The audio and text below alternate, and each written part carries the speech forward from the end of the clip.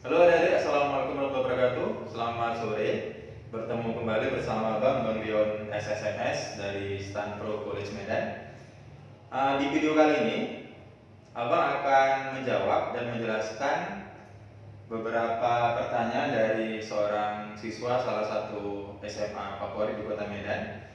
Dia kemarin memberikan Abang sekitar belasan soal.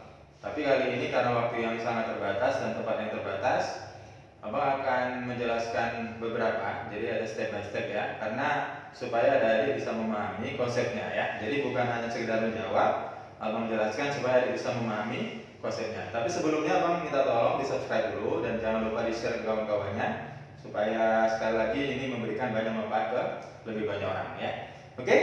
Nah, soal ini sebenarnya konsepnya mirip dengan soal TOEFL atau soal tes bahasa Inggris PK Instan. Jadi siapapun yang ingin ikut tes TOEFL atau TBI PK Instan-nya lebih bagus ya nilainya, bisa mengikuti apa yang Abang jelasin ya. Oke, sekarang kita langsung ke soal nomor 1. Nah, soal nomor 1 ini topiknya adalah kalimat inversi.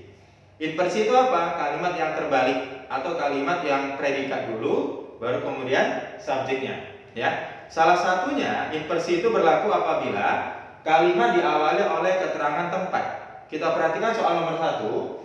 Ini diawali oleh kata around the corner, di sudut atau di sekitar sudut ya, di sekitar sudut jalan. Nah, ini adalah keterangan tempat. Jadi kalau sebuah soal diawali keterangan tempat, berlakulah pola inversi. Adik langsung cari jawaban, predikat dulu baru subjek. Di materi yang lalu, Abang sudah menjelaskan bahwa predikat dalam bahasa Inggris itu adalah kata kerja pertama, kata kerja kedua, sama auxiliary, kata bantu. Nah, to be termasuk auxiliary, ya. To be termasuk auxiliary. Berarti di sini bisa kita isi dengan to be dulu, ya. To be dulu baru subjek. Maka jawabannya antara B, was, dengan yang C, were. Kan gitu kan? Nah, subjeknya mana? Subjeknya setelah to be. Kita tengok subjeknya. Subjeknya a nice cafe. Ini tunggal atau jamak? Tunggal ya. Karena tunggal to be yang digunakan adalah was. Nah, jadi jawabannya adalah yang B ya, yang bola.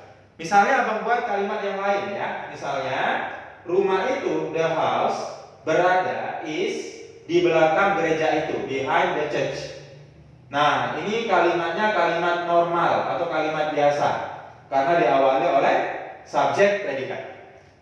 Yang mana di sini keterangan tempatnya? Keterangan tempatnya adalah behind the church, di belakang gereja.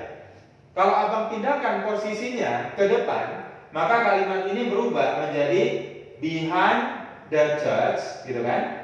Nah, apa predikatnya?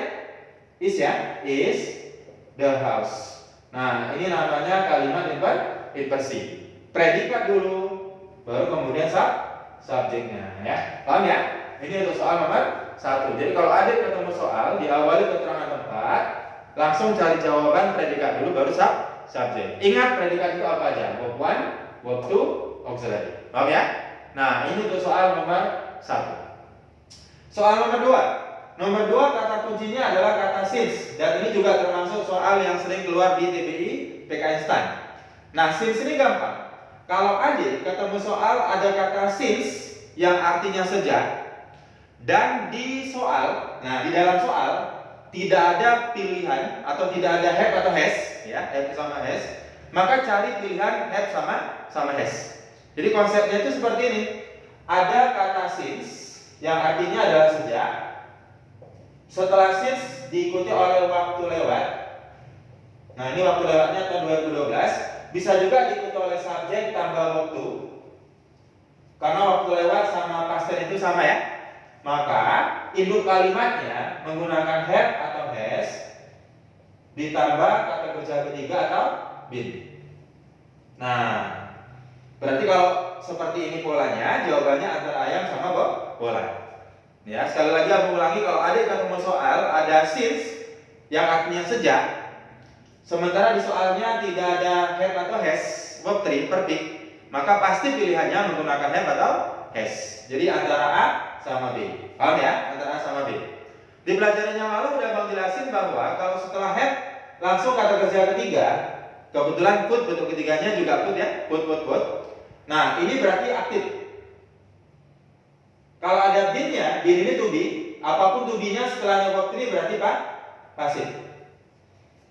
Nah, ya ini kira-kira aktif atau pasif? Coba kita lihat. Sejak tahun 2012 lebih dari 8 juta karyawan telah dimasukkan ke dalam rencana pensiun. Telah dimasukkan ya. Nah, ke dalam rencana pensiun. Nah, berarti telah dimasukkan aktif atau pasif? Pasif ya. Jadi jawabannya adalah yang bola. Nah, ini ya. Jadi ada since, karena dia pasif pakai been dulu baru bentuk ketiga. Paham ya? Ini soal nomor 2.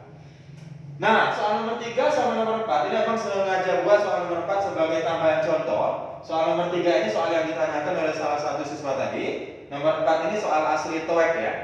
Nah, Test of English for International Communication TOEIC. Abang kasih nanti penjelasan lebih lanjut, tapi kita bahas dulu ya.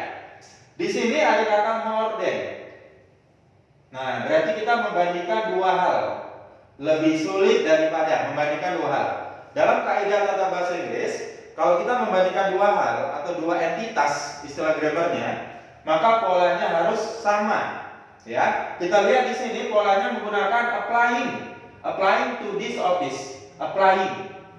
Berarti subjeknya berbentuk gerund. Ya, maka yang dibandingkan juga harus berbentuk gerund. Nah, jadi jawabannya adalah yang bola.